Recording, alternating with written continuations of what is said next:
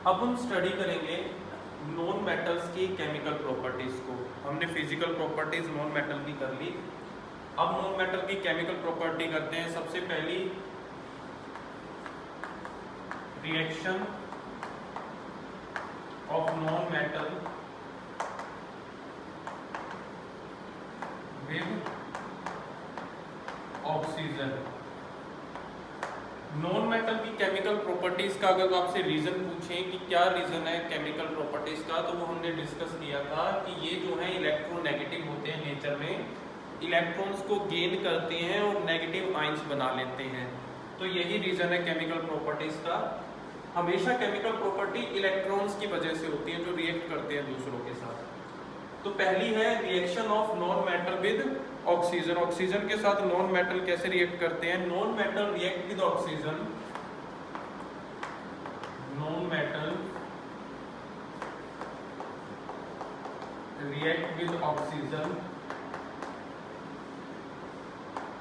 To make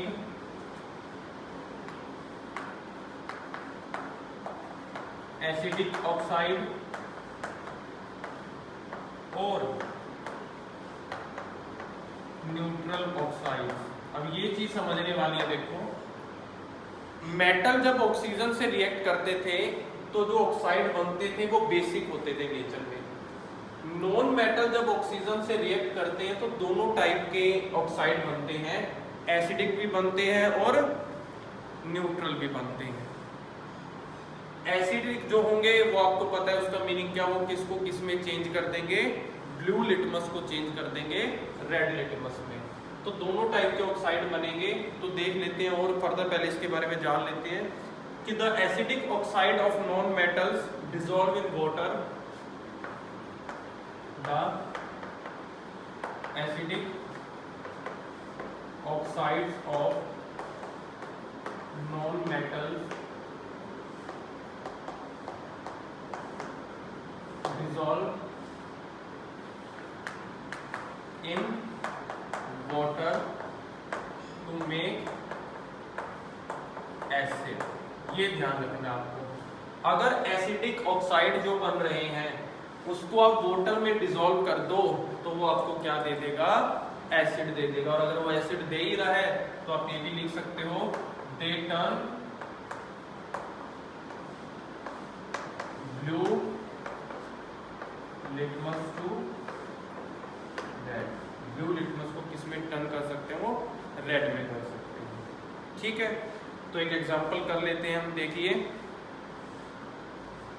carbon की जब आप रिएक्शन कराते हो ऑक्सीजन के साथ, ये नॉन मेटल है और हमने इसको ऑक्सीजन के साथ रिएक्शन कराई तो बना CO2। CO2 जो है वो एसिडिक ऑक्साइड है।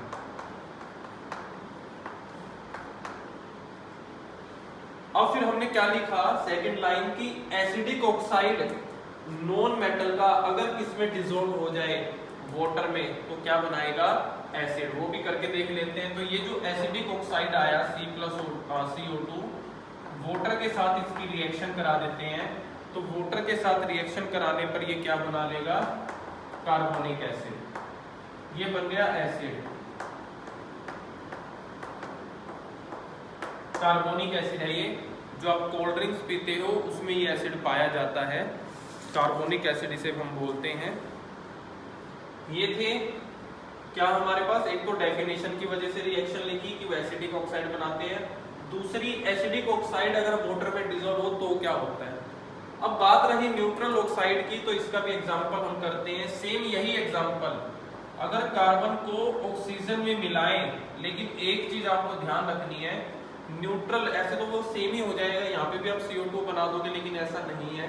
यहाँ ऑक्सीजन सफिशिएंट अमाउंट में थी, लेकिन यहाँ ऑक्सीजन जो है वो सफिशिएंट अमाउंट में नहीं है।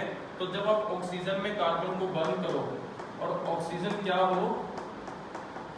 इनसफिशिएंट हो, तब जो बनता है वो बनता है कार्बन मोनोऑक्साइड। कार्बन मोनोऑक्साइड बनता है और ये कैसा है नेचर में? ये न्यूट्रल है। या फिर एक रिएक्शन अगर आपको और लिखनी है तो आप सिंपल, आपको पता ही है, H2O2 2H2 वाटर। ये दोनों क्या है आपके पास, ये है आपके पास न्यूट्रल ऑक्साइड, और ये जो ऊपर बना आपके पास ये है एसिडिक ऑक्साइड। तो पहली प्रॉपर्टी है, और पहली प्रॉपर्टी ही बहुत मेन है, यहां से कोई ना कोई क्वेश्चन आपको मिल जाएगा। नॉन मेटल की रिएक्शन के साथ ऑक्सीजन के साथ रिएक्ट करने पर नॉन मेटेलिक ऑक्साइड बनेगा। नेचर एसिडिक भी हो सकता है, न्यूट्रल भी हो सकता है। एसिडिक का एग्जांपल ये, न्यूट्रल के एग्जांपल ये रहे आपके पास। अगर एसिडिक है तो उसको वाटर में डिसॉल्व करते ही वो क्या बना लेगा, एसिड बना लेगा। और एसिड अगर बन रहा है तो क्या प्रॉपर्टी शो करेगा, ब्लू लिटमस को किस में चेंज कर देगा, रेड लिटमस में चेंज कर देगा। ठीक है, तो ये पहली प्रॉपर्टी हमारे पास। सेकंड प्रॉपर्टी करेंगे अब हम।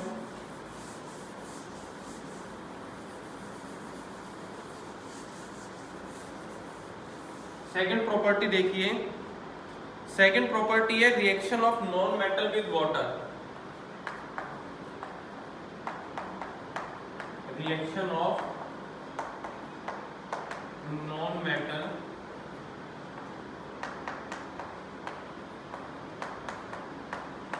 With water. एक चीज ध्यान से सुनिए, अब हमने यही सेम चीज मेटल के केस में भी करी थी। मेटल जब वाटर से रिएक्ट करता था तो अपने में से H+ आयन जो है वो लूज कर देता था, अपने में से इलेक्ट्रॉन्स लूज कर देता था, जिसकी वजह से वहां पर हाइड्रोजन गैस बाहर निकलती थी। लेकिन आपने नॉन मेटल की डेफिनेशन में पढ़ा है कि नॉन मेटल जो है वो डोनर नहीं है, लूज नहीं करता, ये तो एक्सेप्टर है, गेन करता है। तो जब ये गेन करेगा तो वाटर में डिसॉल्व होने पे इसका मतलब इसमें से कुछ निकलेगा तो है नहीं, क्योंकि इसकी प्रॉपर्टी तो लेने की है, देने की प्रॉपर्टी है ही नहीं। और जब इसकी प्रॉपर्टी देने की नहीं है तो ये वाटर के साथ रिएक्ट नहीं करेगा, और जब ये रिएक्ट ही नहीं करेगा तो कोई हाइड्रोजन गैस नहीं निकलने वाली, जैसे निकलती थी कब, जब मेटल रिएक्ट करती थी किसके साथ, वाटर के साथ। तो यहां हम लिख सकते हैं non metal do not react with water, non metal do not react with water to release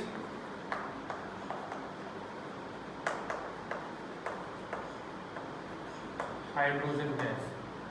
hydrogen gas को बाहर निकालने के लिए रिलीज नहीं करते। ऐसा क्यों, क्योंकि बिकॉज नॉन मेटल, रीजन भी लिख सकते हैं आप, because non metal only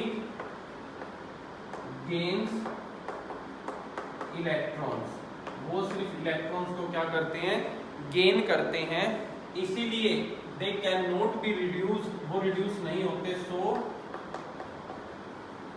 they can't be reduced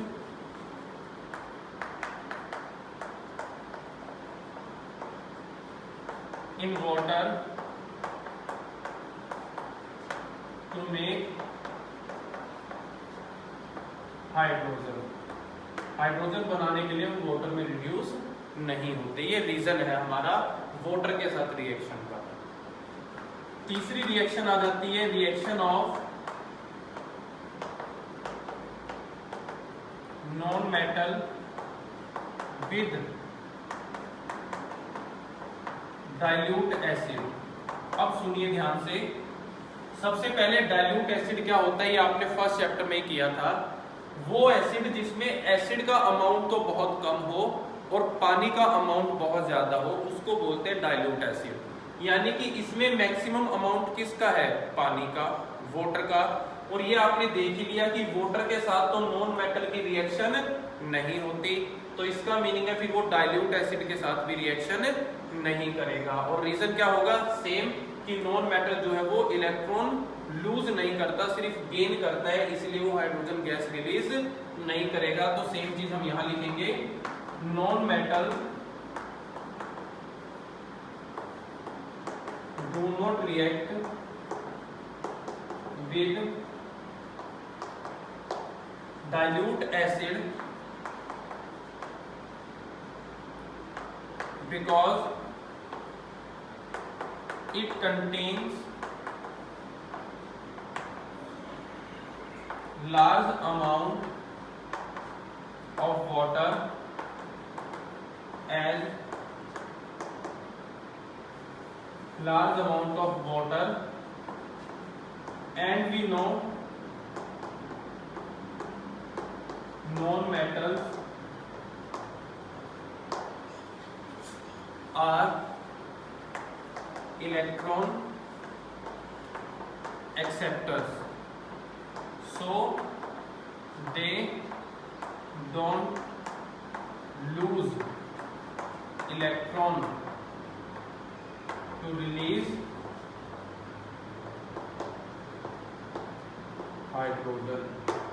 hydrogen को रिलीज करने के लिए वो इलेक्ट्रॉन लूज नहीं करते। सेम रीजन ऊपर वाला। लेकिन अगर एसिड आपको डाइल्यूट ना दे रखा हो, एसिड दे दिया आपको कंसंट्रेटेड। कंसंट्रेटेड का मीनिंग क्या है कि अब उसमें पानी बहुत कम है, अब एसिड बहुत ज्यादा है, तो क्या होगा, तो रिएक्शन हो जाएगी। लेकिन हाइड्रोजन गैस तो उसमें भी बाहर नहीं आएगी, ये आपको याद रखना है। वहां पर साल्ट बनेगा और साल्ट के साथ जो चीज बाहर आएगी वो क्या होगा, वाटर। ये आपको डिफरेंस में याद रखना है। फिर देख लीजिए, मैं लिख देता हूं, if acid is concentrated, then on react then in reaction with non-metal it makes salt and water। एक एग्जांपल भी कर ही लेंगे हम इसका। सल्फर नॉन मेटल है, आपने कंसंट्रेटेड H2SO4 सल्फ्यूरिक एसिड के साथ रिएक्शन करवा दी, तो जो साल्ट बना होता सल्फर डाइऑक्साइड और साथ में क्या निकल गया, वाटर निकल गया आपके पास। बैलेंस कर लीजिए। ये आपको याद रखनी है चीज कि डाइल्यूट एसिड के साथ तो रिएक्ट नहीं करता, लेकिन कंसंट्रेटेड के साथ क्या कर लेता है, वो रिएक्ट कर लेता है। ठीक है, 3 केमिकल प्रॉपर्टीज ये हो गई। नेक्स्ट देखते हैं chemical property.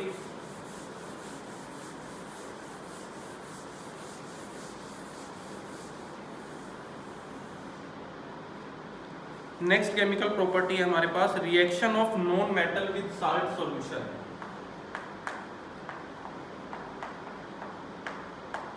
Reaction of non metals with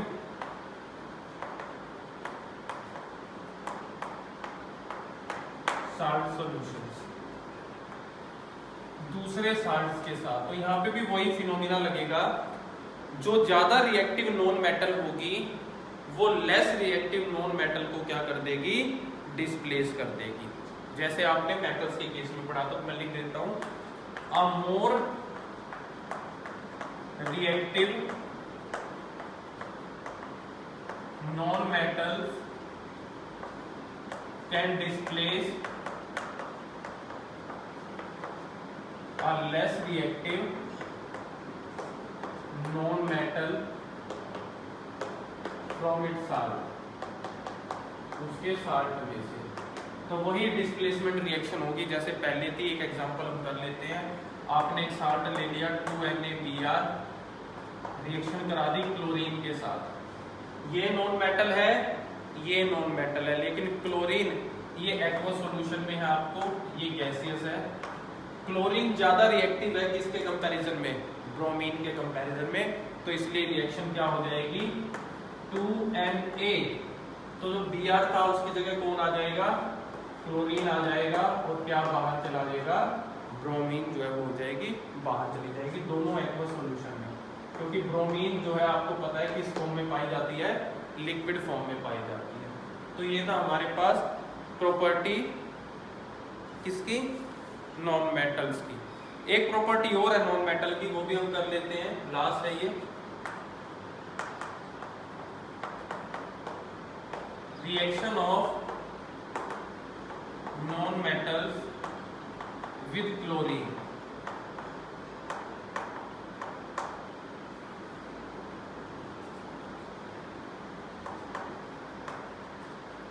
chlorine के साथ नॉन मेटल्स की क्या रिएक्शंस होती हैं, तो ध्यान रहे, जब भी कोई नॉन मेटल क्लोरीन के साथ रिएक्ट करेगा तो क्लोराइड बनाएगा। ये तो सुनने में सिंपल लगा, लेकिन यहाँ हम कर क्यों रहे हैं? क्योंकि जो क्लोराइड होता है नॉन मेटल का, वो नॉन इलेक्ट्रोलाइट होता है। इलेक्ट्रोलाइट वर्ड आपको पता होना चाहिए। इलेक्ट्रोलाइट वो होते हैं जो अपने में से इलेक्ट्रिसिटी पास होने देते हैं, और यहाँ जो क्लोराइड बनेगा वो नॉन इलेक्ट्रोलाइट होगा, यानी कि वो इलेक्ट्रिसिटी कंडक्ट नहीं करेगा। और जनरली जितने भी क्लोराइड बनेंगे या तो लिक्विड में होते हैं या फिर गैस, दो ही स्टेट्स में पाए जाते हैं। तो देख लीजिए क्या लिखेंगे हम कि non metals react with chlorine to make chlorides which are non electrolyte। जो नॉन इलेक्ट्रोलाइट होते हैं इसका meaning do not conduct electricity conduct नहीं करते। और कैसे स्टेट में पाए जाते हैं? They mostly found in liquid और गैसेस। मोस्टली किस उसमें पाए जाते हैं? लिक्विड में पाए जाते हैं और गैसेस की फॉर्म में पाए जाते हैं। तो एक एग्जांपल भी हम इसका कर लेते हैं। H2Cl2 दोनों ही गैसेस हैं आपके पास, रिएक्ट करके क्या बना रहे हैं? 2HCl बना लिया, और ये भी क्या है? गैस के फॉर्म में बाहर आएगा। ये आपके पास केमिकल प्रॉपर्टीज नॉन मेटल्स की, ठीक है।